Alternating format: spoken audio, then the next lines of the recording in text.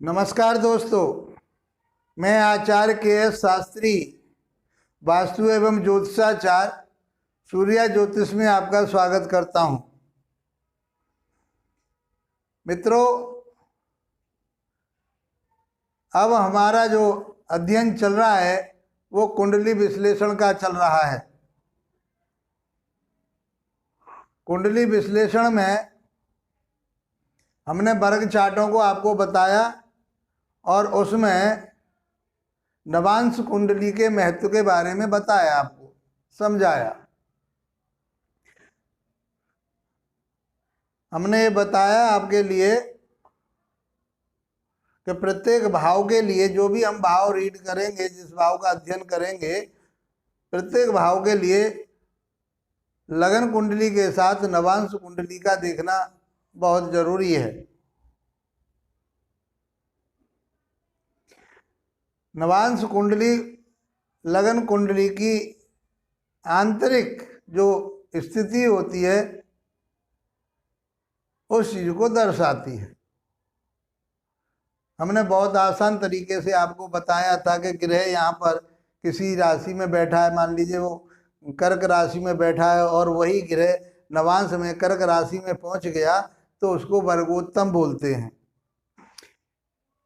D1 में, D1 को हम अब समझ पा रहे हो, डी1 लगन चार्ट, लगन की बात हो रही है। डी1 में यदि कोई भी ग्रह नीच का बैठा है और नवांश कुंडली में जाकर के वो उच्च का हो जाता है तो फिर वो उच्च के फल देगा। यहाँ जो नीच उसकी स्थिति हो रही थी उसके हिसाब से वो भाव को बिगाड़ रहा था या वो अपने कारकत्व में कमी कर रहा था, वहाँ जा कर के उसे ये पता पड़ती है, आंतरिक शक्ति उसके पास है कि वो इसके लिए वो फल देगा, उसको अशुभ नहीं कहेंगे। यहाँ उच्च का है, वहाँ नीच का है, तो यहाँ बहुत अच्छा फल दे रहा था, लेकिन वहाँ नवांश में जाकर के वो नीच का हो गया है तो फिर वो अपने फलों को देने में असमर्थ हो जाएगा। यहाँ उच्च का होते हुए भी हम उसके फलों में कमी देखेंगे। ये हमने बहुत आसान तरीके से आपको बता दिया। नवांश कुंडली प्रत्येक भाव के लिए देखा जाएगा। लगन के लिए देखते हैं 103 में हमने लगभग जो है आपको 5वें भाव तक की बात कर दी है उसमें, तो अब आगे आप उनको समझिए।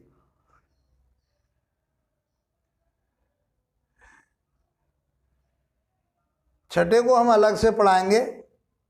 आज जो चर्चा रहेगी वो सप्तम भाव की रहेगी और ये नवांश कुंडली सप्तम भाव की ही बात करती है, जीवन साथी की बात करती है, इसलिए हम पहले सप्तम भाव को लेकर के चलेंगे।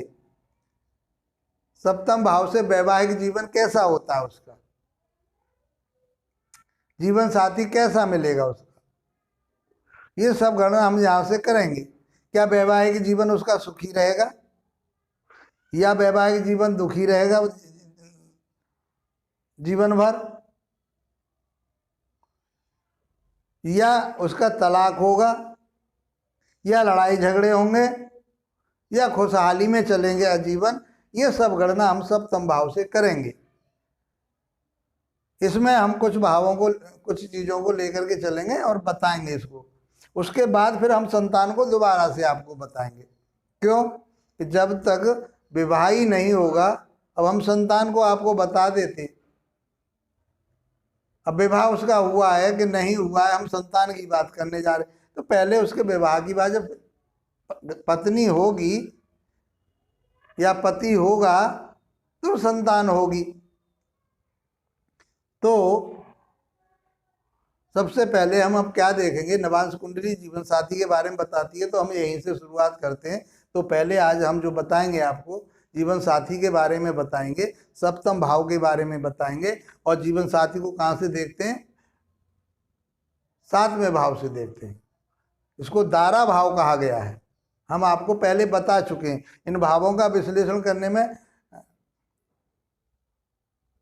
कोई अब फायदा नहीं होगा क्योंकि हम बता चुके हैं आपको, बार बार उन चीज़ों को रिपीट करें हम। तो ये दारा कहा गया, पति पत्नी का भाव कहा गया है। तो लगन से सप्तम भाव पति पत्नी का होता है, तो सुख और दुख की बात हम कहाँ से करेंगे, पति और पत्नी के दुख सुख की बात करेंगे हम सप्तम भाव से।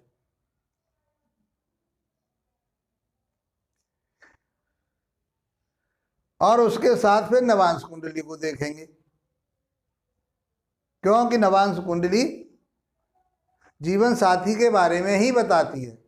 लेकिन पाराशर ऋषि ने कहा है कि नवांश कुंडली को आपने किसी भी भाव की बात कर रहे हैं, आप भाई बहन को देख रहे हैं, आप लगन को देख रहे हैं, आप या संतान को देख रहे हैं, आप या भाग्य को देख रहे हैं, आप या कर्म भाव को देख रहे हैं, आप व्यवसाय को देख रहे हैं, नौकरी को देख रहे हैं, और ये चीज़ें आपने नहीं देखी, नवांश कुंडली नहीं देखी, तो आप अधूरे रह जाओगे, कहीं ना कहीं कमी कर जाओगे। इसलिए प्रत्येक भाव के लिए नवांश कुंडली का देखना जरूरी है। ये हम आपको बता चुके हैं 103 वीडियो में, जो हमने लास्ट वीडियो डाली थी उसमें बता दिया था।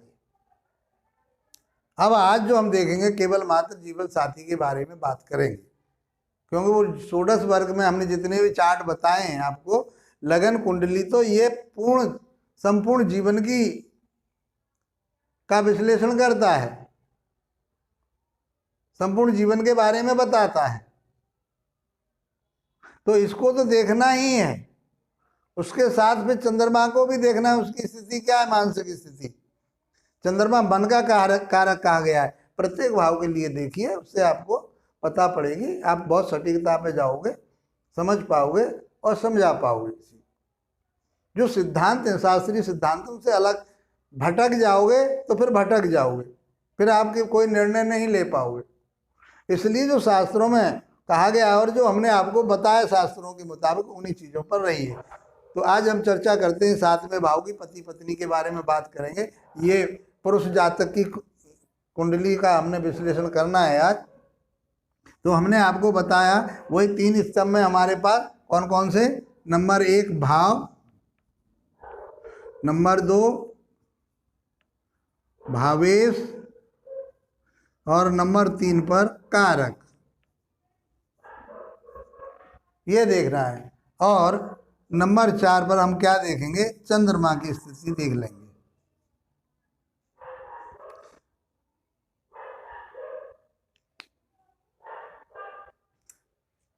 चंद्र से भी हम देखते हैं, चंद्रमा से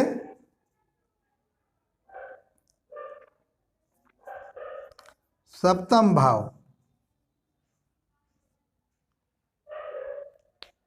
अब आप इन चीज़ों को यदि लगा लेते हो, देख लेते हो, इसका अध्ययन कर लेते हो, तो आप बहुत सटीकता से, बहुत स्पष्टता के साथ आप बता पाओगे। मित्रों, इसमें कोई जल्दबाजी नहीं है, आपने इन चीज़ों को समझ लिया। मैं बहुत आराम से आपके लिए, वैसे तो मैं बहुत सरल तरीके से आपको बता रहा हूँ, फिर भी जितना मेरे से हो सकता है आसान तरीके से, जो आप समझ सको और इसका लाभ उठा सको, उस तरह से मैं बताना चाह रहा हूँ और बता रहा हूँ। इसमें लगन को हमें देखना ही देखना है सब में, कि लगन की स्थिति क्या है। मान लो वो अपंग हुआ, कोई परेशानी हुई, कोई उसे बीमारी हुई, तो फिर जीवन नहीं चल पाता। तो लगन को तो आपको देखना ही है। हम लगन के बारे में आपको बता चुके हैं, प्रत्येक कुंडली, प्रत्येक भाव के लिए लगन को आप नजर डालिए उस पर, कि उसकी शारीरिक स्थिति क्या है। आज बात करते हैं सप्तम भाव, पति पत्नी का भाव होता है ये, इसको हम दारा भाव कहते हैं। तो ये किसकी है, पुरुष जातक की है। तो हम क्या देखेंगे, यहाँ से पत्नी देखेंगे, ये पत्नी का भाव हो गया। यदि ये स्त्री की कुंडली होती तो यहाँ से हम पति को देखते थे। ये स्वयं है जातक, और जातक से 180 डिग्री पर 7वां भाव जो पड़ता है सामने, वो पति या पत्नी का पड़ता है, पार्टनरशिप का पड़ता है। ये हम आपको बता चुके हैं भावों के कारकत्व में। अब भाव को देखते हैं। देखिए, बहुत आसान तरीके से आप देखिए और समझिए कि इस जातक के जीवन में वैवाहिक जीवन खुशहाली से बीतेगा या उसके जीवन में कोई परेशानी रहेगी। तो सबसे पहले हम क्या देखते हैं, सबसे पहले देखते हैं हम भाव देखते हैं। भाव के सिद्धांत हम आपको बता चुके हैं कि भाव में कौन सी राशि बैठी हुई है, ये हम बता चुके हैं आपको। भाव भावेश कारक, आप 75 76 वीडियो पे आप जाकर के देखोगे, शायद हमने वहीं पर ये बताए हैं आपको भाव भावेश कारक। उन्हें आपको देखना है, बहुत अच्छी तरह से समझना है उसको। वहाँ पे भी बहुत आसान तरीके से बताएं, फिर भी हम प्रत्येक भाव के बारे में यहाँ चर्चा करेंगे, वो लेके चलेंगे और समझ जाओगे। देखते देखते इतना फलित हो जाएगा आपका, इतना अध्ययन हो जाएगा कि आप समझ जाओगे। तो सबसे पहले भाव को देखें, भाव में कौन सी राशि बैठी है। उसके लिए हमको क्या देखना चाहिए कि यदि पति और पत्नी के स्थान में सौम्य राशि बैठी हो तो उसका स्वभाव अच्छा होता है। सौम्य ही स्वभाव होता है उसका। लेकिन यहाँ कौन सी राशि बैठी हुई है? कुंभ राशि बैठी हुई है, ये पुरुष राशि है। तो इसका स्वभाव, पत्नी का स्वभाव, पत्नी देख रहे हैं तो पत्नी का स्वभाव कैसा रहेगा? पुरुष जैसा रहेगा। पुरुष राशि है इसलिए पुरुष जैसा रहेगा। बहुत आसान तरीके से, इतने से ही उसके स्वभाव के बारे में आपको, क्योंकि राशियों से उसका स्वभाव, कद, कांठी यही देखते हैं। बहुत सारी चीजें आप इसको आप अपने देखना उसको, उसका रंग कैसा होगा, उसकी लंबाई कैसी होगी, उसके विचार कैसे होंगे, कौन से तत्व की राशि है, ये सब आप उनको देखिए। यदि मैं सारी चीजें बताता रहूंगा तो एक चीज में ही वीडियो बहुत लंबा हो जाएगा, नहीं बता पाएंगे। उनको जो बता रखा है क्रम से देखिए, जो हमने वीडियो आपको दिए उनको क्रम से पढ़िए, समझिए उसको। तो यहाँ पर कौन सी राशि आई? कुंभ राशि आ गई। कुंभ राशि कौन सी है? पुरुष राशि होगी, क्योंकि हमने बताया है कि सौम्य राशि स्त्री राशि होती है और विषम राशियां कैसी होती हैं? वो पुरुष राशियां होती हैं। इस तरह से बता रखा है हमने। तो उस स्त्री का जो स्वभाव होगा, इस पत्नी का स्वभाव, इस जातक की पत्नी का स्वभाव कैसा होगा? पुरुषोचित जैसा होगा। जैसा पुरुष का जो चित्त होता है, मन होता है, उसी तरह से इसका स्वभाव होगा। दूसरी बात, उस घर में कोई ग्रह बैठा हुआ है, उस भाव में, उस घर में कोई ग्रह बैठा हुआ है तो ये खाली ग्रह, इसमें कोई ग्रह नहीं बैठा हुआ। तीसरी बात, क्या इस भाव को कोई ग्रह देख रहा है? तो ये देखिए 7 और 8 9, तो इसको एक तो मंगल देख रहा है, 1 2 3 4, केवल मंगल ही देख रहा है।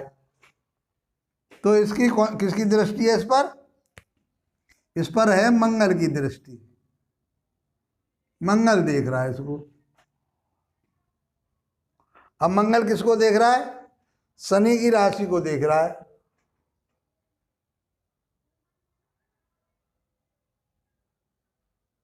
सब मान लीजिए इसको, और कोई इसको नहीं देख रहा। तो हम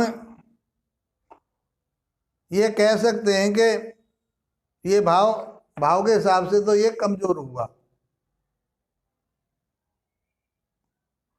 अब आगे क्या देखते हैं? भावेश देखते हैं। इस घर का मुखिया कौन है?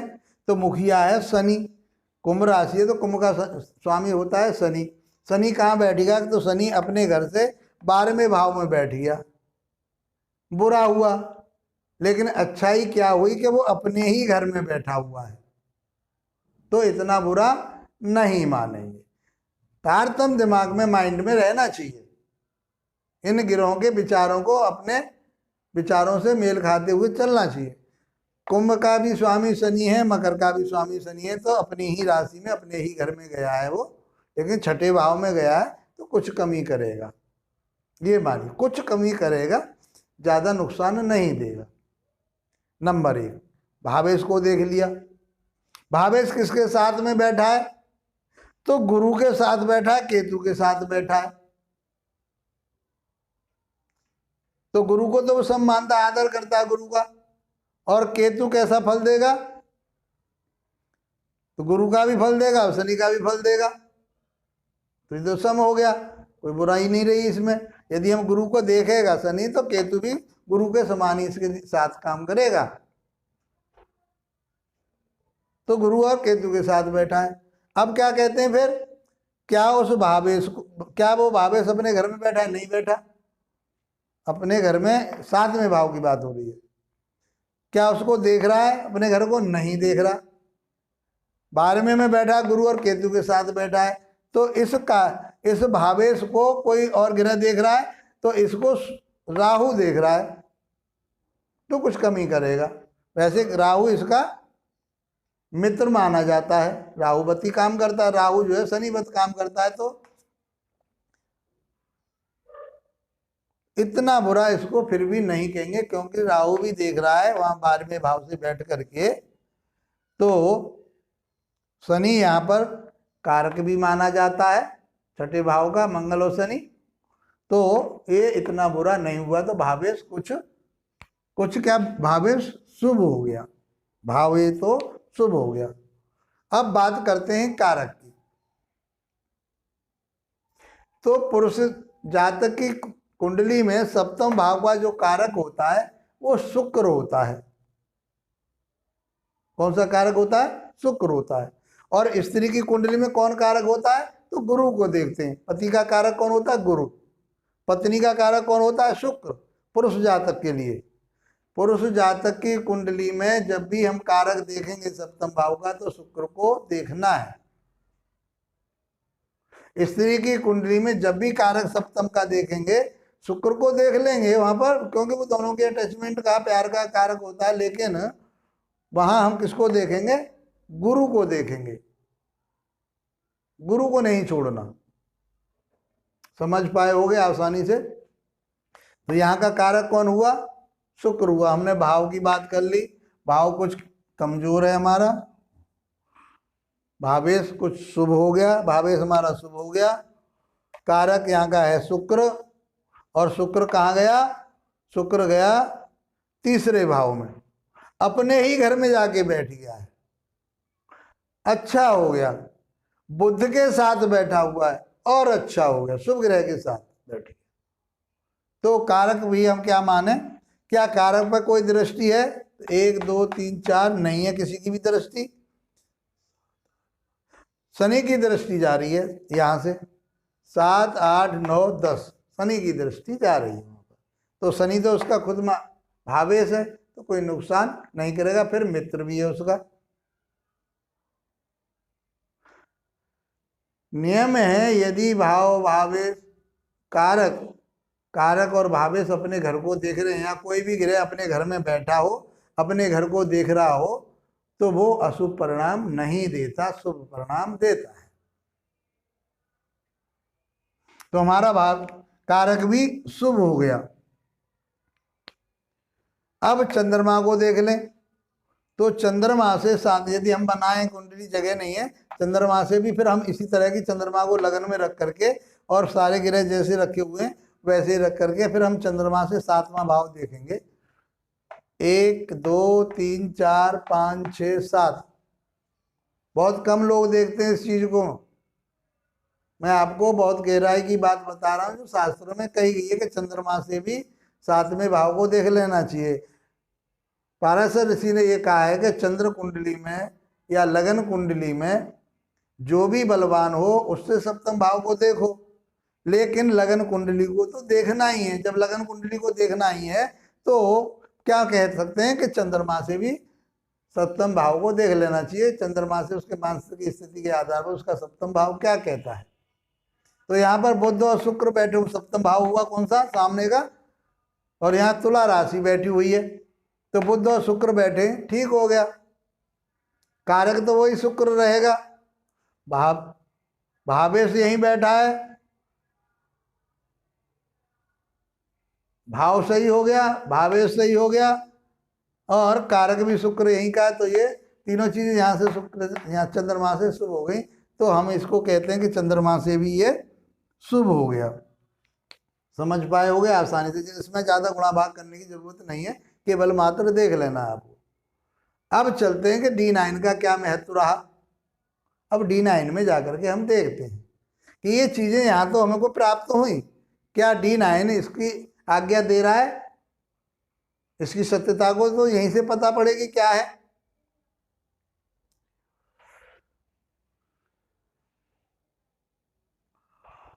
हमने एक बात आपको कही थी, जिस भाव को आप रीड कर रहे हो उस भाव को आप, उस भाव में पहले क्या देखते हैं, राशि देखते हैं। हमने कहा था कि D9 में राशिवत देखते हैं और भाववत देखते हैं। उस भाव में कहीं 6, 8 और 12वें भाव की राशि तो नहीं गई है सप्तम भाव में, या जो ग्रह हम देखेंगे वो भाव जिस भाव में गए हैं कहीं यहाँ की 6, 8, 12वें भाव की राशि में तो नहीं गया है, और कहीं 6, 8, 12वें भाव में तो नहीं गया है। ये चीज देखनी होती है। तो इसको कहते हैं राशिवत देखना कि D1 की कौन सी राशि में गया है, कौन से भाव की राशि में गया है, राशिवत हो गया। नंबर 2 पे क्या देखेंगे, भाववत देखेंगे। 6, 8, 12 को छोड़ करके किसी भी भाव में बैठा हो, बहुत सरल तरीके से समझ लीजिए आप, केंद्र त्रिकोणों में बहुत शुभ होता है। दूसरे और तीसरे में भी शुभ होता है और 11 में भी शुभ होता है। चलिए मित्रों, भावेश कौन है, भाव में भावेश कौन हो गया हमारा, भावेश कहाँ गया आप देख लेते हैं। भावेश कौन है यहाँ का, शनि है। तो शनि कहाँ गया है, शनि गया अपनी ही राशि में गया है, जिस राशि में यहाँ बैठा हुआ है 10वीं राशि में, 10वीं राशि में ही मकर राशि में ही शनि नवांश कुंडली में चला गया, D9 में चला गया। तो इसको कहते हैं वर्गोत्तम। तो शनि तो और अच्छा हो गया। तो हम क्या कह सकते हैं D9 के हिसाब से,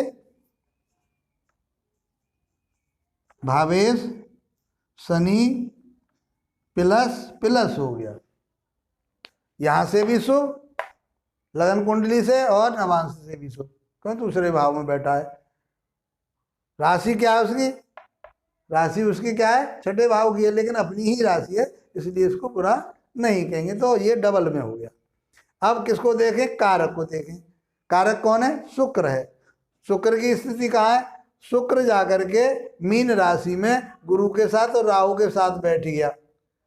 शुक्र गुरु और राहु के साथ बैठ गया और मीन राशि में बैठ गया। तो ये क्या हो गया, और यहाँ शुक्र कहाँ है, यहाँ अपने घर का है, अपने भाव। तो यहाँ जाकर के ये उच्च का हो गया, तो ये और अच्छा हो गया।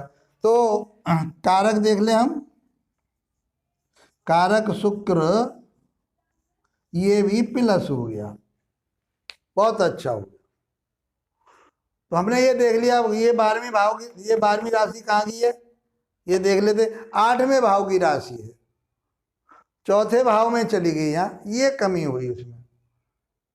जो हम इतना न मान करके इसको हम फिर भी उच्च का है तो फल देगा आपको, ये मान लीजिए, क्योंकि चौथे भाव में बैठा, गुरु के साथ बैठा हुआ है। और राहु का प्रभाव तो आप समझते देखते के साथ कहते हैं अरे राहु के साथ बैठा है तो बीड़ा गर्क कर देगा। नहीं भाई, जो शास्त्र कहते हैं उस बात को चलिए। राहु जिस राशि में बैठा हो उस राशि का परिणाम देता है। यदि कोई ग्रह नहीं है तो उसके साथ, यदि वो किसी ग्रह के साथ बैठा हुआ है तो फिर उस ग्रह के कारकत्व को ले लेता है। यदि कोई ग्रह उसको देख रहा है उसके कारकत्व को ले लेता है। तो इसका तो अपना कोई, क्योंकि ये छाया ग्रह कहे गए तो ये दूसरे के हिसाब से चलने वाले ग्रह हैं, इसको कहीं भी इतना नेगेटिव नहीं समझिए। ये प्लानिंग वाला है, ये सोच बहुत श्रेष्ठ बना देता है आदमी की। तो ये क्या हो गया, बहुत अच्छा हो गया। राहु के साथ शुक्र बैठ गया, गुरु बैठ गया, तो कह देते जी गुरु चांडाल योग बन गया कि ये तो शुक्र को पीड़ित कर देगा, पत्नी को मार देगा, ये कर देगा। ये कुछ नहीं, ऐसा नहीं कहते। ये बहुत अच्छा रहेगा यहाँ पर। तो हमारा ये मान के चले, एक भाव थोड़ा कमजोर हुआ हमारा, तो वो इतना भी कमजोर नहीं हुआ कि मंगल जो है सम राशि को देख रहा है, तो इतना कमजोर नहीं है। तो हम यहाँ पर ज़्यादा से ज़्यादा 33% में से 20 नंबर तो उसको दे ही सकते हैं, या 50-50 भी कर दें हम तो 15 नंबर तो यहाँ भी दे सकते हैं। उसके लिए हम 33 नंबर यहाँ हो गए, इसके लिए 33 यहाँ हो गए। भावेश के आधार पे, इनके आधार पे सबको हम 33 मान के चले, तो कितने पॉइंट इसके पास हो गए, 66 और 5 11 और 6 और 1 7 और 1 8। 81% इसके पास रिजल्ट बढ़िया मिल रहा है, लगभग अच्छा ही है, बुरा नहीं है। तो हम ये कह सकते हैं कि इस जातक का वैवाहिक जीवन बहुत अच्छा रहेगा, अच्छा चलेगा, दोनों की तालमेल अच्छी रहेगी और खुशहाली रहेगी इस परिवार में। पति पत्नी में आपस में बहुत प्यार का जीवन रहेगा, एक दूसरे के साथ बहुत अच्छी तरह से निभाएंगे। इस तरह से आपको नवांश कुंडली को लगाना होता है। इसी आधार पर अब आप समझ पा रहे होंगे, और यदि आपने 100 वीडियो को हमारी को देख लिया है तो आप विश्लेषण करने में सक्षम हो जाएंगे। हम अब आपसे कह सकते हैं कि आप धीरे धीरे अपने घर की कुंडली, अपने बच्चों की कुंडली या अपने मित्रों की कुंडलियों को देखना शुरू कीजिए। अब आप में इतना सामर्थ्य आ गया है क्योंकि सारा बेसिक ज्ञान हमने आपको 100 कुंडलियों तक दे दिया। यदि वो आपने समझ लिया, अभी इसमें बहुत सारी चीज़ें और हैं, इतना नहीं कि यही ज्योतिष समाप्त होता है, नहीं, अभी बहुत कुछ है इसमें। धीरे धीरे धैर्य रखिए, हम आगे को आपको बताते चलेंगे। जितना हमने पढ़ाया है वहाँ तक का आज हमने विश्लेषण किया है, इससे आगे का विश्लेषण और कुंडलियों में चलेगा। ये इसके लिए पत्नी कब प्राप्त होगी, उसका कब विवाह होगा, यानी कितनी उम्र में होगा, ये सारी चीज़ें आप आगे चलोगे। जो चीज़ें आप चल रही हैं आगे, हम अब संतान को लेके चलेंगे। संतान कब होगी, किस ग्रह की दशा में होगी, विवाह भी जो चला है हमारे कौन से ग्रह की दशा में होगा, ये सब चीज़ें आपको धीरे धीरे हम बताएंगे। अभी हमने दशांतर दशाओं के बारे में नहीं बताया। अभी इसके बाद में हो सकता है कि हम संतान को ले लें, क्योंकि इसके बाद संतान को ही जरूरी है, क्योंकि जब पत्नी आ गई तो संतान की बात होगी। शास्त्र में एक बात और कही गई है, विवाह, संतान और विद्या, शिक्षा, ये एक उम्र पर आकर के देखे जाते हैं। रहस्य की बात है, किताबों में नहीं लिखी हुई। जब ही शिक्षा पूरी होती है तो नौकरी की बात शुरू हो जाती है कि नौकरी लग जाए, जब विवाह करेंगे। अब आज के समय में ये ज़्यादा समस्या हो रही है कि बच्चों की उम्र बहुत ज़्यादा जा रही है, शादी बहुत लेट हो रही है। तो देशकाल परिस्थिति का भी ध्यान रखना चाहिए। बच्चे कहते हैं कि मेरी नौकरी लग जाएगी तब मैं विवाह करूँगा, तो 10वां भाव। अब नौकरी लगी नहीं और विवाह भी आपने किया नहीं, तो उम्र काफ़ी होगी, फिर दिक्कतें आती हैं। ये देशकाल परिस्थिति के कारण इन चीज़ों को भी हम समझेंगे कि पहले नौकरी की जाए या विवाह होगा, पहले विवाह होगा या नौकरी लगेगी। संतान तो जब विवाह हो जाएगा तो होगी। अब होगी या नहीं होगी, कैसे होगी, कष्ट से होगी या योग्य संतान होगी, ये सब चीज़ें हम आपको धीरे धीरे बताते चलेंगे। और मैं तो ये चाह रहा हूँ बहुत अच्छा आपके लिए बड़ा अच्छा ज्योतिषी बना सकूँ। लेकिन चलिए, शास्त्रों के आधार भटकना नहीं है, भटक गए तो वे गड़बड़ हो जाएगी सारी बात, फिर कुछ से कुछ बोलोगे, ऐसा काम नहीं करना। बहुत तसल्ली के साथ आप विश्लेषण कीजिए, समय लीजिए उससे।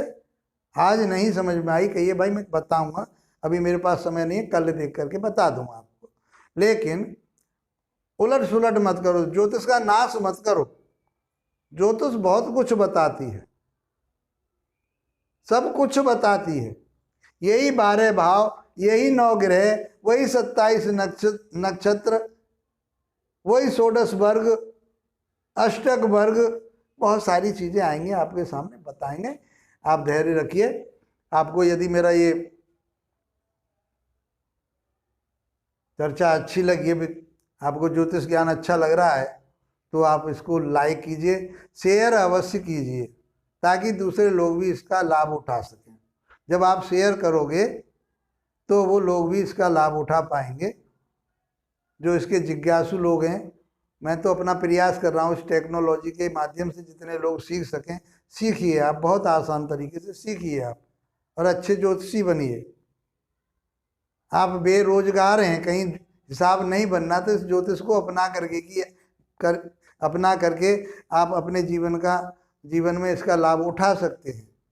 लेकिन ऐसा लाभ मत उठाना कि जादू टोना टोटके की बातें यहाँ करने लगो। शास्त्रों में ऐसी बातें कहीं नहीं की। ज्योतिष है, विज्ञान है, सौर मंडल पर आधारित है। सौर मंडल मतलब सूर्य के चारों तरफ इर्द गिर्द घूमने वाले ब्रह्मांड की बात होती है, इसलिए मैंने अपने चैनल का नाम सूर्या ज्योतिष केंद्र ही रखा है, जो सूर्य पर ही आधारित है। मित्रों, इसको लाइक कीजिए, शेयर कीजिए, सब्सक्राइब अवश्य कीजिए, ताकि आपको मेरी अपलोड होते के साथ ही वीडियो मिल सके, आप हमारे चैनल से जुड़ सकें। इसी के साथ आप लोगों का धन्यवाद। नमस्कार।